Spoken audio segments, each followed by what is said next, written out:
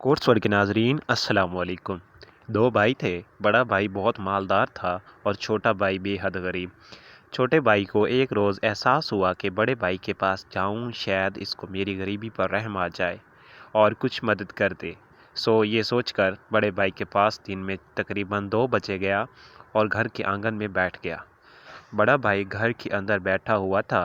छोटे भाई के आने से समझ गया कि ये कुछ मदद के लिए आया है, इसलिए इसने इससे बात करना भी मुनासिब नहीं समझा और घर ही में बैठा रहा। आंगन में निकला ही नहीं। छोटा भाई बैठा रहा यहाँ तक कि रात हो गई, लेकिन बड़े ने पूछा तक नहीं कि कैसे आए हो।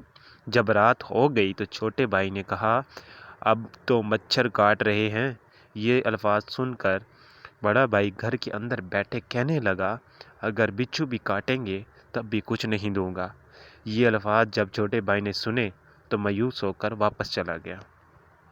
इसमें हमारे लिए सबक की बात दोस्तों ये कि बुखल भी अल्लाह की जानिब से एक लानत है, जिसकी वजह से इंसान के दिल से शफ़क़त, मेहरबानी और रहमदिली निकल जाती है और इसकी जगह शकावत, सख्ती और बेदर्दी पैदा हो जाती है।